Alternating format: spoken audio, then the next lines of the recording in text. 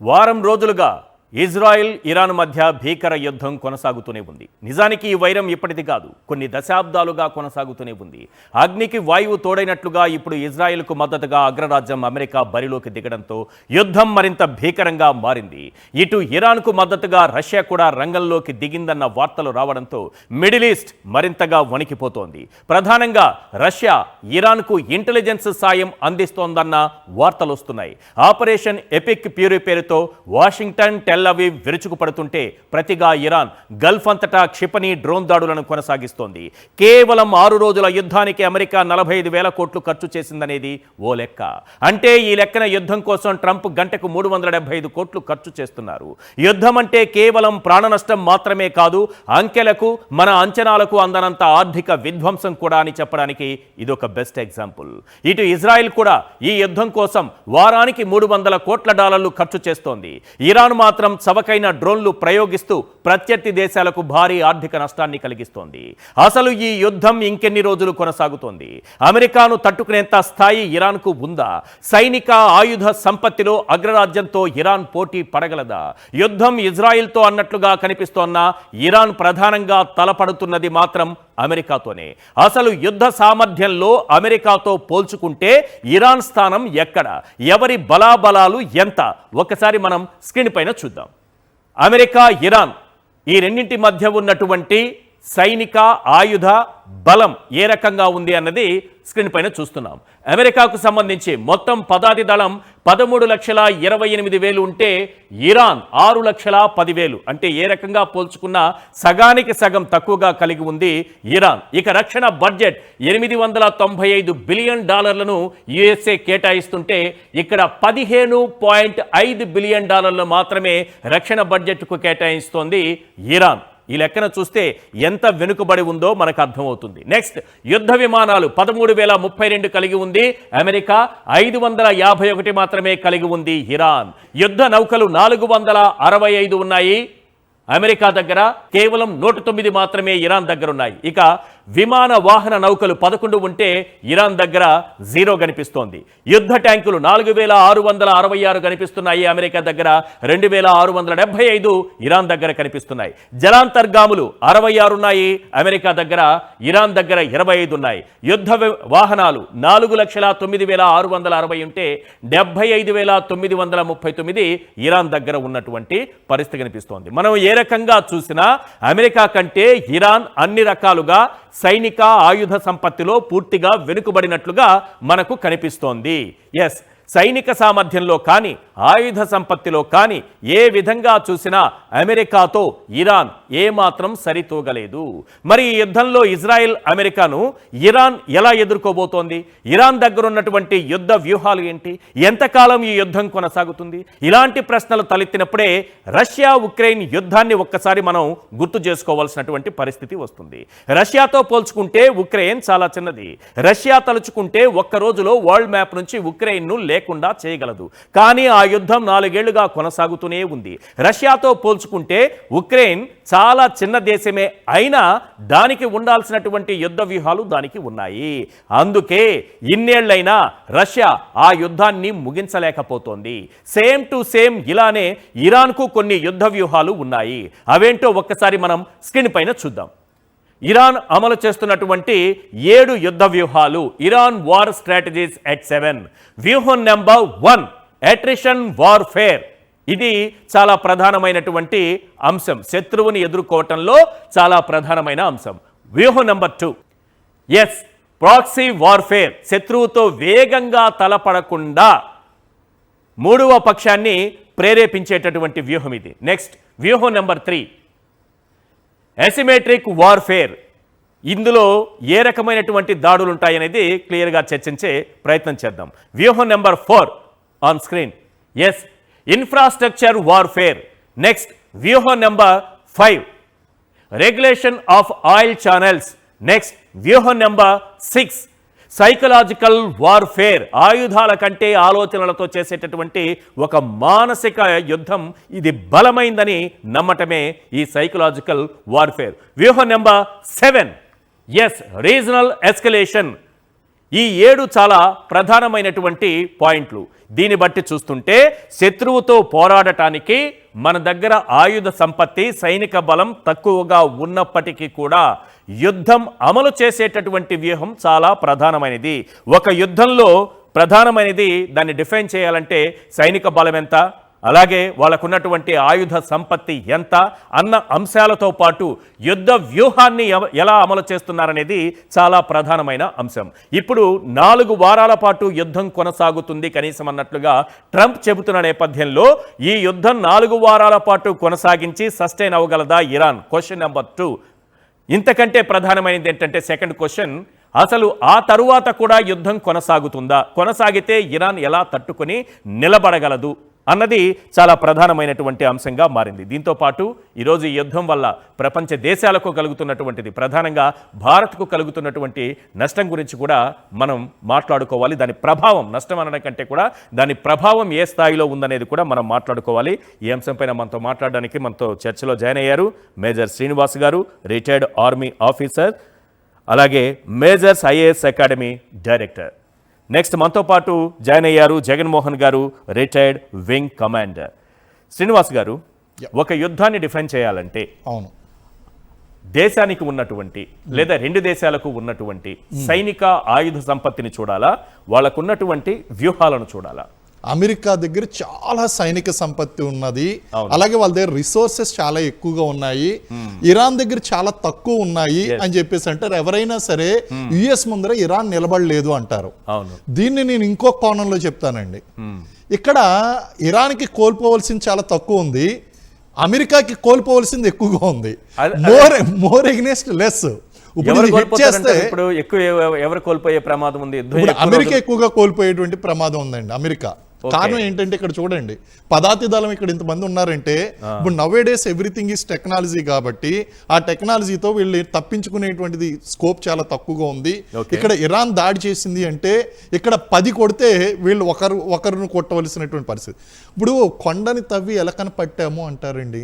అవును, ఇప్పుడు చనిపోయినటువంటి ఎలకది లాసా, లేకపోతే ఆ కొండను తవ్వడానికి ఆర్థికంగాను లేదా రిసోర్స్ పరంగాను సమయ పరంగాను ఆర్థిక పరంగాను నష్టపోయినటువంటి వాళ్ళు ఎక్కువ నష్టపోయారు. ఇప్పుడు చెప్పండి, ఎవరైతే కొండను తవ్వడానికి ప్రయత్నం చేస్తున్నారో వాళ్ళది కనిపించని నష్టం, అది కనిపించని నష్టం. దీన్నే ఏమంటామంటే మనం చెప్పుకున్నటువంటి ఫస్ట్ వ్యూహం ఏంటి అంటే వార్ ఆఫ్ ఎట్రిషన్ లేదా ఎట్రిషన్ వార్ఫేర్ అంటారు.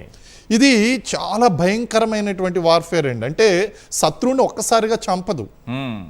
శరీరంలో క్యాన్సర్ అనేటువంటిది ఏ విధంగా అయితే నెమ్మదిగా శరీరాన్ని హరిస్తాదో విస్తరిస్తాదో, ఈ వార్ ఆఫ్ ఎట్రిషన్ లేదా ఎట్రిషన్ వార్ఫేర్ అనేటువంటిది కూడా శత్రువు యొక్క సైనిక శక్తిని, ఆర్థిక శక్తిని, అలాగే ఆయుధ నిల్వల్ని హరించి వేస్తుందండి. అంటే ఇది ఒక్క రోజులో చేసేటువంటి వార్ఫేర్ కాదు, ఇది నెలల కొద్దీ సంవత్సరాల కొద్దీ నడిచేటువంటిది. అంటే శత్రువుని శారీరకంగా చిన్న దేశమైనటువంటి ఇరాన్ ఎలా సస్టైన్ అవుతుంది? ఇరాన్ ఆర్థికంగా ఎలాగ దెబ్బతీస్తుంది అమెరికాని అనేటువంటి చూస్తే గనక, ఒక డ్రోన్ వచ్చి 4 నుంచి 4.5 లక్షల రూపాయలు విలువ చేసేటువంటి డ్రోన్కి 1.5 రూపాయలు విలువ చేసేటువంటి ఒక మిజైల్ వాడుతుంది అమెరికా. అండ్ ఇందాక మీరు చెప్పినప్పుడు కూడా అన్నారు గంటకు 350 కోట్ల రూపాయలు ఖర్చు చేస్తుంది అని చెప్పేసి చెప్తున్నారు. అంటే ఇంత కాస్ట్లీ వారు ఫైట్ చేయడం వల్ల అమెరికా సాధిస్తున్నది ఏంటి? కేవలం ఒక రెజ్యూమ్ చేంజ్ చేయడం కోసం, లేదా అక్కడ ఉన్నటువంటి తన యొక్క ప్రభావాన్ని చూపించుకోవడం కోసం, లేదా అక్కడ ఉన్నటువంటి ఆయిల్ రిసోర్సెస్ మీద తన యొక్క ప్రభావాన్ని చూపించడం కోసం. తర్వాత ఏమొస్తుందో తెలియదు కానీ అమెరికాకి ప్రస్తుతం కనుక చూస్తే గంటకి 350 కోట్ల రూపాయలు నష్టపోవడం అమెరికాని ఎక్కువగా ఆర్థికంగా నష్టపోతుంది, మానసికంగా కుంగిపోతుంది. ఆ విధంగా కనుక చూస్తే అక్కడ ఉన్నటువంటి ఫోర్సెస్ కూడా విసిగిపోతారండి. అంటే చెవిలో జోరీగల ఇది ఏం చేస్తుందంటే కంటిలో నలుసులా ఇరాన్ అనేటువంటిది ప్రాబ్లం క్రియేట్ చేస్తూనే ఉంటుంది. ఇది చిక్కదు. యాక్చువల్ వార్లో దిక్కండానే శత్రువుని విసిగిస్తూ ఆర్థికంగా నష్టం చేయడం, మానసికంగా కొంగదీయడం, ఇవన్నీ కూడా ఎట్రిషన్ వార్ఫేర్ యొక్క ముఖ్య లక్షణాలు. ఇవన్నీ కూడా ఇప్పుడు ఇరాన్ చేసి చూపిస్తుంది.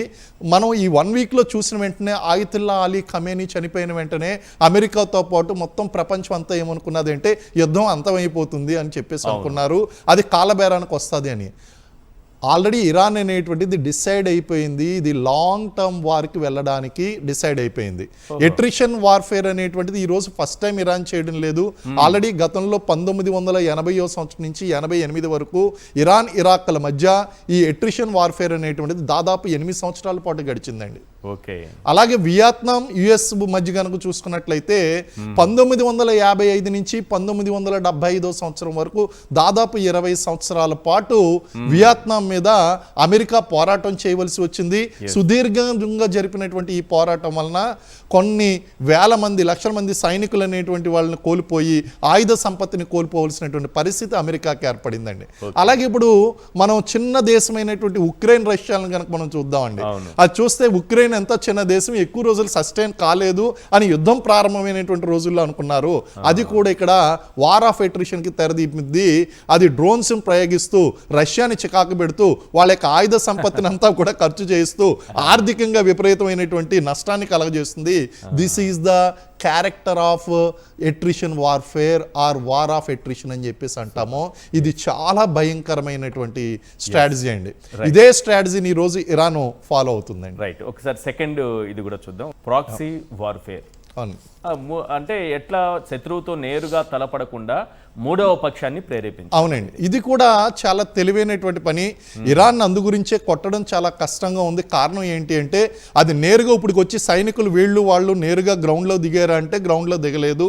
గ్రౌండ్లో తిరగకుండా ఇప్పుడు మూడో పక్షమైనటువంటి మనకి దళాలు కొన్ని ఉన్నాయండి. ప్రాక్సీ దళాలు అనేసరికి ముఖ్యంగా మనకి హౌతీస్ ఉన్నారండి మిత్ర. వీళ్ళకి ఇరాన్ని సపోర్ట్ చేస్తున్నటువంటి వాళ్ళు హౌతీస్, హిజ్బుల్లా, హమస్తోనేమో ఇజ్రాయెల్ మీద దాడి చేస్తుంది. అలాగే ఇప్పుడు మనకి హిజ్బుల్లాతో కూడా ఇజ్రాయెల్ మీద దాడి చేస్తుంది. ఆ హౌతీస్ చేత హార్ముజ్ జలసంధిలో వెళ్ళేటువంటి నౌకలు ఏదైతే ఉన్నాయో ఆ నౌకల్ని టార్గెట్ చేసి మరీ అటాక్ చేస్తారు ఈ హౌతీస్ అనేటువంటి వాళ్ళు. అంటే ఏంటి, ఇక్కడ ఐఆర్జీసీ దళాలు ఏదైతే ఉన్నాయో అవి ఇజ్రాయెల్ మీద, అమెరికా మీద దాడి చేస్తూ మరో పక్కన ఈ లెబనాన్లో ఉన్నటువంటి ఈ హిజ్బుల్లా వర్గానికి చెందినటువంటి మిలిషియా, షియా మిలిషియా, హౌతీస్ వీళ్ళందరినీ రెచ్చగొడుతూ కొత్తగా వచ్చినటువంటిది ఏంటి అంటే ఇప్పుడు కుర్దిస్తాన్లో కుర్దులు ఎవరైతే ఉన్నారో ఈ కుర్దులను కూడా ఇందులోకి లాగడానికి అమెరికా ప్రయత్నిస్తుంది. అమెరికా ప్రయత్నిస్తూ ఉంటే వీళ్ళు దాన్ని అడ్డుకోవడానికి వీళ్ళు ప్రయత్నిస్తున్నారండి. అయితే ఇక్కడ ప్రాక్సీ వార్ అనేటువంటిది అటు అమెరికా ట్రై చేస్తుంది, ఇరాన్ ట్రై చేస్తుంది. ఇరాన్ ముఖ్యంగా ఇక్కడ ఉన్నటువంటి తీవ్రవాద సంస్థలు ఏదైతే ఉన్నాయో ఆ యొక్క మిలిషియా భావాలు ఉన్నటువంటి ఆ సంస్థల ద్వారా ఈ ప్రాక్సీ వార్ఫేర్కి, ఇండైరెక్ట్ వార్ఫేర్కి దారితీస్తుందండి. రైట్. ఒకసారి జగన్మోహన్ గారితో మాట్లాడదాం. జగన్మోహన్ గారు, ట్రంప్గా యుద్ధం మొదలైన రోజుల్లోనే ఒక మాట చెప్పారు, ఈ యుద్ధం 4 వారాల పాటు కొనసాగుతుంది కనీసం అన్నట్టుగా మాట్లాడారు. మీకు ఏమనిపిస్తోంది దీన్ని చూస్తుంటే? ఇది 4 వారాల లోపు ముగుస్తుందా, అంతకు మించి కొనసాగుతుందా? ఒకవేళ అంతకు మించి కొనసాగితే ఇరాన్ ఎలా సస్టైన్ అవుతుంది? 4-5 వారాలు అనేది it is just an estimation అండి. No war can ever be predicted. ఎందుకంటే ఒకళ్ళు బలాలన్నీ తెలిసే ఎప్పుడు కూడా మనం ఒక యుద్ధానికి దిగుతాం. ఏంటి అది పరోక్షంగా కనిపించేది. But what is cannot be seen is the will of the people and how a civilization or a country will react to external aggression. అప్పటిదాకా ఒకలాగా ఉంటారు. అగ్రెషన్ అయ్యాక అందరూ ఒకటి అయిపోతే ప్రపంచంలో ఎక్కడా కూడా ఎవరు యుద్ధం గెలవలేదండి. ఇందాక శ్రీనివాస్ గారు చాలా క్లియర్ గా 20 ఏళ్ల వియత్నాం వార్ గురించి మాట్లాడారు. నార్త్ వియత్నాం ని సౌత్ వియత్నాం లో ఉంటూ America was attacking. North Vietnam is very small part of Vietnam. అయినా సరే 20 ఏళ్ల తర్వాత కూడా అన్ని వదిలేసుకొని అక్కడి నుంచి బయటపడాల్సింది వచ్చింది. ద సేమ్ థింగ్ హ్యాపెండ్ మన రీసెంట్ హిస్టరీలో ఆఫ్ఘనిస్తాన్లో. ఎన్నేళ్ళు ఉన్నారండి ఆఫ్ఘనిస్తాన్ లోపల? ఆఫ్ఘనిస్తాన్ అసలు వాళ్ళని క్రియేట్ చేసిందే అమెరికన్స్ అండ్ పాకిస్తానీస్ ఇద్దరు కలిసి. తర్వాత వెళ్ళి అక్కడ కూర్చోవలసింది వచ్చింది. ఎప్పుడు once 9/11 happened in the USA, going after Osama bin Laden. Ultimately అక్కడి నుంచి వదిలేసి రావాల్సింది వచ్చింది. ఎలా వదిలేశారు? వాళ్ళ వెపన్స్ వదిలేశారు, వాళ్ళ సిస్టమ్స్ వదిలేశారు, వాళ్ళ కరెన్సీ వదిలేశారు. ఎంత షాకింగ్ అంటే how desperate they were to combat అనేది తెలుస్తుంది. సో ఇవన్నీ కూడా all these are possibilities in any war. ఇందాక మీరు 6.6 lakhs ఫుట్ సోల్జర్స్ అని చెప్పి చూపించారు, అంటే ఆర్మీ. దాంతో పాటు వాళ్ళకు ఉన్నది to very carefully analyse is 1.85 lakhs of IRGC. IRGC అంటే ఇస్లామిక్ రెవల్యూషనరీ గార్డ్ కోర్. వీళ్ళు దే ఆర్ హైలీ మోటివేటెడ్. అంటే మన లాంగ్వేజ్ లో సింపుల్ గా చెప్పాలంటే they almost fanatics, every one of them. And where are they? They are at grassroots levels to the topmost, the highest hierarchy. Their commander being the Ayatollah himself. So ఇలాంటి and వీళ్ళ powers అపారమైన powers అండి. They can one is the way మీరు చూసారు ఆ దేశంలో, చిన్న దేశం ఏం కాదు. They have almost last conscience ప్రకారం బిట్వీన్ 93 to 95 million పాపులేషన్. ఆ పాపులేషన్ ని just this 1.85 lakh people along with another 6.5 lakh army plus reserves of another 6 lakhs, వీళ్ళందరూ కలిసి దే ఆల్మోస్ట్ 15 lakh బలగంతో దేశాన్ని ఐరన్ గ్రిప్ లో పెట్టుకున్నారు. Because of the presence of these people, మనకి 45 days build-up లో there were certain street demonstrations. మనకున్న information ప్రకారం 30,000 to 40,000 people have been shot. అంటే civilian public shot by your own soldiers. Extremely rare, అసలు unheard of. మన human civilisation లో ఇంతమందిని ఎవరైనా చంపారు అంటే హార్డ్ టు బిలీవ్, బట్ అలా అయ్యిందని మనకు చెప్తున్నారు. So if that has happened, it is just matter of time before the civilian public revolts. Civilian public revolt అయితే మటుకు no arm force with at least minimum ethical values on armed force will ever be able to stand, and because they will rather drop their weapons than shoot their own people beyond a point, right? So అలాంటిది ఏదైనా అయితే మటుకు definitely this war will suddenly turn. అది ఎప్పుడు turn అవుతుంది ఏంటి అనేది చెప్పలేని పరిస్థితి. కానీ ఇక్కడ అమెరికా ఇరాన్ అణ్వాయుధాలు తయారు చేస్తోంది కాబట్టి దాన్ని నియంత్రించాలో ఆపాలి ఒకటి, లేదా ఖమేనీ హతం 2, 3 ఆయిల్ ఎనర్జీని తన గుప్పెట్లోకి పెట్టుకోవాలనుకుంటోందా? ఏ కారణం దగ్గర ఇది ఆగే అవకాశం ఉంది? అసలు ఏంటి కారణం ఏంటి? ఈ యుద్ధానికి దారి తీసిన పరిస్థితులు ఏంటంటే ఏం చెప్తారు? ఎక్సలెంట్ క్వశ్చన్ అండి. వాళ్ళు ఏ ఫోర్సెస్ ని వరల్డ్ ఓవర్ ప్రమోట్ చేస్తున్నారు, ఎవరిని ఏం చేస్తున్నారు? హెజ్బుల్లా ఎంటైర్ ప్రపంచం అంతా యాక్సెప్ట్ చేసింది they are nothing short of a terrorist organisation అని. In the past ISIS, next Hamas. Hamas ఈ ప్రిన్సిపల్స్ ని బిలీవ్ చేసే వాళ్ళు 7th October 2023 లో when they went and butchered more than 2,500 innocent civilians who were celebrating in a music festival, who were at home, చిన్న పిల్లల్ని, and how they took away the woman and raped them in streets, and everybody is encouraging it. The whole rest of the populace is encouraging it. Houthis direct గా government ని oppose చేస్తా, on half the world declares them as terrorists. So ఇలాంటి organisations కి continuous గా financial, moral and physical support with war material, extensive supply of war material. No organisation can function కదండి లేకపోతే. మన Indian ఆర్మీలోనే if for let's say 1 month there is no supply of weapons, things will become very critical very fast. And we are a very, very smoothly oiled machinery. ఇలాంటి వాళ్ళు for years together, decades together ఎలా fight చేస్తున్నారండి? Because Iran has been supplying all these things. And Iran has always been, has Iran been silent? No. They have been saying death to America. They have been saying that we will wipe out Israel from the face of the earth. ఇలాంటివన్నీ అవుతున్నప్పుడు so I think we have to understand also వీళ్ళు ఏం చేయడానికి try చేస్తున్నారు. Yes, nuclear weapons వాళ్ళ దగ్గర ఉండకూడదు అని చెప్పి కేటగారికలీ డిక్లేర్ చేసింది not only America, I think the entire west has said the same thing. But అది ఎలా ఇంప్లిమెంట్ చేయాలనేది is difference between what Europe has said and what America is doing. Yes, asymmetric warfare, infrastructure warfare, regulation of oil channel, psychological warfare, regional escalation. ఏంటివి ఈ వ్యూహాల్లో ఏముంది? ఇప్పుడు asymmetric warfare అన్నా అండి, ఇది కూడా ఇక్కడ చాలా క్లియర్గా కనిపిస్తుంది. ముఖ్యంగా మనకి ఆ మాటు వేసి మట్టు పెట్టడం అంటే గెరిల్లా దాడులు నిర్వహించడం, అలాగే ఆకస్మిక దాడులు అనేటువంటివి చేయడం, సైబర్ దాడులు చేయడం. ఇక్కడ టెక్నాలజీ కన్నా వ్యూహం ముఖ్యం అనేటువంటి విషయం మనకి ఇక్కడ అర్థమవుతుందండి. వాళ్ళేమో మొత్తం టెక్నాలజీ పెట్టుకుని ఉన్నారు, పెట్టుకుని ఉంటే వీళ్ళు సింపుల్ గా సైబర్ దాడి చేసి ఆ యొక్క టెక్నాలజీ పనిచేయకుండా చేస్తే సింపుల్ అయిపోయిందండి. అందుకే అన్నాను ఇక్కడ quantity number is not important. ఇక్కడ నెంబర్ ఎక్కువగా ఉందంటే కోల్పోవడానికి ఎక్కువ ఉంది అని అర్థం. ఇప్పుడు ఒక అద్దాల మేడలో ఒక వ్యక్తి ఉన్నాడు, పూరు గుడిసెలో ఒక వ్యక్తి ఉన్నాడు. పూరు గుడిసెలో ఉన్నటువంటి వ్యక్తి మీద మీరు రాయి ఇసిరారంటే ఆ పాక మీద పడి రాయి జారిపోతుంది. అదే రాయి గనక మీరు అద్దాల మేడలో ఉన్నటువంటి ధనవంతుడి మీద గనక ఇసిరేరు అంటే పైనుంచి కింద దాకా పగులుతుంది. The more damage and collateral damage can take place అండి. టెక్నాలజీ ఉంది కదా అని చెప్పేసి ఇజ్రాయెల్ అమెరికా భావించవచ్చు. సైబర్ దాడులు అనేటువంటివి చేసి ఆ టెక్నాలజీ పనిచేయకుండా చేస్తే ఎసిమెట్రిక్ వార్ఫేర్ అనమాట.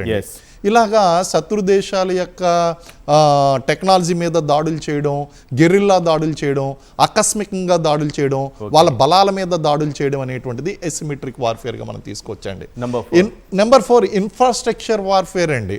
అంటే దేనికైనా సరే శత్రువులకి చాలా ఇంపార్టెంట్ ఏంటి అంటే వాళ్ళు ఆయుధ నిల్వలు ఉన్నటువంటి ప్రాంతాలు, ఆయిల్ బేసెస్, ఎయిర్పోర్ట్లు లేదా ఎయిర్ బేసెస్, దీంతో పాటు వాళ్ళకి కీలకమైనటువంటిది ఏంటి అంటే డేటా సెంటర్లు మొత్తం అసలు పనిచేయకుండా చేసేస్తారు, టెక్నాలజీ పనిచేయదండి. డేటా సెంటర్లు, అలాగే అక్కడ ఉన్నటువంటి వాటర్ డెస్టిలేషన్ సెంటర్లు ఏదైతే ఉన్నాయో ఆ ప్రాజెక్టులు, వాటి మీద ఇలాగ రకరకాలైనటువంటి మౌలిక సదుపాయాలు ఏదైతే ఉన్నాయో ఆ మౌలిక సదుపాయాల మీద దాడి చేయడం అని ఏంటి అంటే ఇన్ఫ్రాస్ట్రక్చర్ వార్ఫేర్ అండి. అలాగే రెగ్యులేషన్ ఆఫ్ ఆయిల్ ఛానల్స్, ఈ ఆయిల్ ఛానల్ ఏదైతే ఉందో హార్ముజ్ జలసంధి, సూయజ్ కెనాలు, వీటి మీద గనక ఒకసారి గనక టైటన్ చేస్తూ ఉంటే ఏ ఆయిల్ ట్యాంకర్ వెళ్ళినా సరే పేల్చేస్తాం, ఇందులోంచి అసలు మూమెంట్ అనేటువంటి బంద్ చేస్తాం అని చెప్పేసి ఒక్కసారి ఆ యొక్క ఆయిల్ ఎనర్జీ మీద గనక పెట్టినట్టయితే ఇప్పుడు చూడండి, ఇప్పుడు ఇండియాలో ఉన్నటువంటి మన వంటగదిలో 60 రూపాయలు కాస్ట్ పెరిగింది. ఈ రోజు గ్యాస్ సిలిండర్ కాస్ట్ 60 రూపాయలు. అక్కడ యుద్ధం జరిగింది, ఇక్కడ 60 రూపాయలు కాస్ట్ పెరిగిందండి. అంటే ఏంటంటే ఇది కేవలం అమెరికా మీద ఒత్తిడి అనేటువంటిది పరోక్షంగా ఒత్తిడి తీసుకొస్తుంది. అక్కడ చుట్టూ ఉన్నటువంటి కంట్రీస్ మీద దాడులు చేస్తూ, దాని యొక్క ఎలీస్ మీద దాడులు చేస్తూ, ఈ రెగ్యులేషన్ ఆఫ్ ఆయిల్ ఛానల్స్ అనేటువంటి మెయింటైన్ చేస్తూ ఇది ఒక వ్యూహంగా పనిచేస్తుందండి. లేకపోతే సైకలాజికల్ వార్ఫేర్ అండి, ఇది చాలా చాలా చాలా ముఖ్యం. యుద్ధం ప్రారంభం అయిపోయిన వెంటనే సైకలాజికల్ వార్ఫేర్ అనేటువంటిది ప్రారంభం అయిపోతుంది. అంటే ఏం చేస్తారంటే ఉన్నది లేనట్టుగాను, లేనిది ఉన్నట్టుగాను చూపిస్తారు. మీకు ఆయతుల్లా అలీ ఖమేనీ చనిపోయిన వెంటనే ఒక వార్త వెలువడింది చూసారు. ఆ గ్యాప్ లో కొత్త లీడరు, సుప్రీం లీడర్ ఎన్నికైన గ్యాప్ లో ఆయన చనిపోలేదు, ఆయన బతికే ఉన్నాడు అనేటువంటి ఒక వార్త వచ్చింది. Part of psychological warfare. అలాగే మేము విపరీతమైనటువంటి నష్టాన్ని కలగజేసాము, అలాగే F-16 విమానాలను కొట్టేశాము, ఇలాంటివన్నీ కూడా ఏంటి అంటే సైకలాజికల్ వార్ఫేర్ లో భాగం. అలాగే ఇటు అమెరికా కూడా సైకలాజికల్ వార్ఫేర్ అనేటువంటిది ఉపయోగిస్తుంది. వీళ్ళు ఇంకా బాగా ఉపయోగిస్తున్నారు ఎవరు, ఇరాన్. ఇక్కడ ఇదంతా చూస్తూ ఉంటే మనం ఏమన్నా ఇరాన్ని సపోర్ట్ చేస్తున్నామా లేకపోతే అమెరికాని సపోర్ట్ చేస్తున్నామా అంటే as an India or as an Indian మనం ఎవరిని సపోర్ట్ చేయడం లేదు. కానీ ఇది ఒక బిగ్ కేస్ స్టడీ, అండి. ఈ యుద్ధం అనేటువంటిది ఒక కేస్ స్టడీ. ఒక చిన్న దేశం టెక్నాలజీలో అడ్వాన్స్డ్గా ఉన్నటువంటి ఇజ్రాయెల్ని కానీ లేకపోతే అటు అమెరికాని కానీ ఎలా అట్టుకోగలుగుతుంది, అక్కడ టెక్నాలజీ కన్నా వ్యూహం అనేటువంటిది, టాక్టిక్స్ అనేటువంటిది ఎందుకు ఇంపార్టెంట్ అనేటువంటిది మిలిటరీ హిస్టరీలో కానీ లేకపోతే ఇటు జనరల్ పబ్లిక్ కానీ it's a big case study అండి. అలాగే రీజనల్ ఎస్కలేషన్ స్ట్రాటజీ కనుక మనం చూసినట్లయితే అమెరికా మీద ఒత్తిడి అనేటువంటిది ప్రాంతీయంగా తీసుకుని వస్తుంది. అక్కడ అందరికీ కూడా కనిపిస్తుంది గల్ఫ్ దేశాల మీద దాడి ఎలా కనిపిస్తుంది అంటే సొంత ముస్లిం కంట్రీస్ మీద ఎందుకు దాడి చేస్తుంది అనేటువంటిది వస్తుంది. ఇది రీజనల్ ఎస్కలేషన్ స్ట్రాటజీలో భాగంగా నువ్వు అమెరికాకి నువ్వు ఇస్లామిక్ కంట్రీ కింద ఇరాన్ కనిపించలేదు ఆ రోజు, మరి నేను కూడా ఇస్లామిక్ కంట్రీయే కదా, మరి నువ్వు అమెరికాకి ఎందుకు స్కోప్ ఇచ్చావు, నువ్వు అమెరికా బేసిస్ కి ఎందుకు స్కోప్ ఇచ్చావు నువ్వు, కాబట్టి నువ్వు అక్కడ అమెరికా బేసిస్ స్కోప్ ఇచ్చావు కాబట్టి నేను ఇక్కడ ఇస్లామిక్ కంట్రీ అయినటువంటి మీ మీద అంటే అమెరికా మిత్ర దేశాలుగా ముద్రపడినటువంటి దేశాలన్నిటి మీద కూడా ఇది దాడి చేయడం వలన బాబు నువ్వు చేస్తున్నటువంటి ప్రారంభించింది ఎవరు? ఇరాన్ ప్రారంభించలేదు. ప్రియంప్టివ్ స్ట్రైక్స్ పేరుతో ఇజ్రాయెల్ ప్రారంభించింది. దీని వెనకాల ఉన్నదే ఎవరు? అమెరికా. అంటే ఇండైరెక్ట్ గా నువ్వు అనవసరంగా ఇరాన్ని రెచ్చగొట్టడం వలన, నువ్వు ముందస్తు దాడి చేయడం వలన అది వచ్చి మా మీద పడింది. నీ యొక్క ప్రెజెన్స్ ఇక్కడ ఇప్పుడు ఇండైరెక్ట్ గా ఏం చేస్తారు? దేశాలన్నీ కూడా అమెరికా పైన ఒత్తిడి తెస్తున్నారు. అమెరికా మీద ఒత్తిడి తీసుకొస్తారు. ప్రారంభిస్తున్న విషయం కూడా మాకు సమాచారం ఇవ్వలేదని మాతో మాట్లాడకుండానే మీరు యుద్ధాన్ని స్టార్ట్ చేసుకున్నారు అవును అన్నది, దానివల్ల మేము నష్టపోతున్నాం అనేటువంటి ఒక రకమైనటువంటి రీజనల్ గా ఒత్తిడి తీసుకునేటువంటి ప్రయత్నాన్ని రీజనల్ ఎస్కలేషన్ స్ట్రాటజీ అంటారండి. అందు గురించి ఇది మొత్తం గల్ఫ్ దేశానికి అంతటికీ కూడా వీళ్ళు విస్తరించడానికి ప్రయత్నిస్తున్నారు. ఓ రకంగా చెప్పాలంటే ఇస్లామిక్ రెవల్యూషనరీ గాడ్ కోర్ ని అందరూ కూడా చాలా తక్కువ అంచనా వేశారు. కింద సోల్జర్ దగ్గర నుంచి అక్కడ అహ్మదీ వాహిదీ వరకు కూడా టాప్ లీడర్ వరకు కూడా ఇస్లామిక్ భావజాలం ఉన్నటువంటి వ్యక్తులు వెరీ స్ట్రాంగ్లీ మోటివేటెడ్. ఓ రకంగా చెప్పాలంటే they are fanatic and uniform వేసుకుని మిలిటరీ ట్రైనింగ్ తీసుకున్నటువంటి ఒక రకంగా చెప్పకూడదు కానీ ఆ వర్డ్ ఉపయోగించవచ్చు. They are like just like టెర్రరిస్టులటి. కారణం ఏంటి అంటే అక్కడ వాళ్ళకి దేశభక్తికి తోడైంది ఏంటి అంటే అక్కడ ఫినటిజం అనేటువంటి తోడైంది దేశభక్తికి. అందు గురించి అక్కడ ఉన్నటువంటి మహిళలకు రక్షణ లేకుండా పోయింది. వాళ్ళ మీద ఆకృత్యాలు అనేటువంటివి చేశారు. చాలా ఘోరంగా ప్రవర్తించడం అనేటువంటి జరిగింది ఇదంతా కూడా. సో వీళ్ళు చాలా స్ట్రాంగ్లీ మోటివేటెడ్ పీపుల్ అండి. ఇప్పుడు మామూలుగా ఎవరన్నా యుద్ధంతో చేసేటువంటి వాళ్ళు ఒకలా ఉంటారు, లేదా ఒక స్ట్రాంగ్ భావజాలంతో యుద్ధం చేసేటువంటి వాళ్ళు ఒక పిచ్చితో ఒక ఉన్మాదంతో వాళ్ళు చేస్తూ ఉంటారండి. కాబట్టి ఇవన్నీ కూడా ఇక్కడ వీళ్ళకి కనిపిస్తుంది. ఈ 7 వ్యూహాలు అనేటువంటివి యాక్చువల్గా ఇరాన్ యొక్క యుద్ధ గతిని మార్చివేశాయి. అండ్ అందరూ అనుకున్నట్టు విధంగా అమెరికాది పై చేయి అయితే రాను రాను రాను రాను ఇరాన్ది పై చేయిగా కనిపిస్తుంది బికాస్ ఆఫ్ ది 7 స్ట్రాటజీస్ అని చెప్పేసి మనం చెప్పొచ్చు. రైట్. జగన్మోహన్ గారు కన్క్లూడ్ చేయండి సార్. ఒకటి, మిడిల్ ఈస్ట్లో అక్కడ జరుగుతున్నటువంటి యుద్ధం, సరే 2 దేశాలకు యుద్ధమో కొన్ని దేశాలు పాల్గొంటున్న యుద్ధమో పక్కన పెడితే ఇది ప్రపంచవ్యాప్తంగా అన్ని దేశాలపైన కూడా ప్రభావం చూపిస్తుంది ఏ రకంగా చూసినా. అలా మనము భారతదేశానికి వచ్చేటప్పుడు, మన దేశానికి వచ్చేటప్పటికి దీని ప్రభావం ఎంత, మనకు జరిగే నష్టం ఎంత అంటే ఏం చెప్తారు? వీఆర్ అ గ్లోబల్ విలేజ్ అండి. Completely inter connected. ఎక్కడ కూడా మనం ఎక్కడన్నా వార్ అవుతున్నదంటే మనకేం సంబంధం అనుకోవటానికి లేదు. ఇరాన్, యుఎస్ఏ అండ్ ఇజ్రాయెల్ తో వార్ అవుతున్నా సరే ప్రపంచం అంతటికీ ఎఫెక్ట్ ఉంటుంది. ఎంత అనేది the differences are definitely depending on A strategy ఆ దేశం ఉపయోగించింది, ఎలాంటి ఇంటర్నేషనల్ రిలేషన్స్ వాళ్ళు మెయింటైన్ చేసుకున్నారు, ఎలాంటి ఇన్ఫ్రాస్ట్రక్చర్ డెవలప్ చేసుకొని రెడీగా ఉన్నారు అనే దాన్ని బట్టి. టుడే ఐ థింక్ నేను భారతీయుడుగా ఐ థింక్ ప్రతి భారతీయుడు చాలా చాలా పడొచ్చండి. ఎందుకంటే we are the only country who are friends with everybody today. And if somebody is against us, we are in a position to take necessary action to protect ourselves. But impact past lo meer chusukunte ilantiది ఎప్పుడన్నా అయినప్పుడు wear మనకి almost 60 to 70% oil was coming only from the Gulf region, right? Gulf of strait of Hormuz మేము ఆపేస్తున్నాం అని చెప్పి ప్రపంచానికి చెప్పి Indian ships, Indian carriers are free to travel అని చెప్పిన పరిస్థితి మందండి. అంటే మన రిలేషన్షిప్స్ అంత బాగున్నాయి even with Iran. That is the beauty of our situation today. Same thing, America which said మీరు రష్యా దగ్గర ఆయిల్ తీసుకుంటే మేము శాంక్షన్స్ పెడతాం అన్నవాళ్ళు 30 days మీకు అంటే ఈ 4 weeks వార్ టైం పీరియడ్ కి మీరు you are free to take oil from Russia అని చెప్పి అమెరికా చెప్తున్నది. See, that is the beauty of effective international relations, effective relationship among leaders, and as a nation where we stand today అనేది I think భారతీయుడుగా నేను మాట గర్విస్తున్నాను. ప్రతి భారతీయులు గర్వించవచ్చు అనుకుంటా మన సిచ్యువేషన్ బట్టి. Right. Thank you sir Jaganmohan గారు చర్చలో పాల్గొన్నందుకు. అలాగే శ్రీనివాస్ గారు థ్యాంక్ యూ అండి. ఇది ఇవాల్టి చర్చా కార్యక్రమం. చూస్తూనే ఉండండి సాక్షి.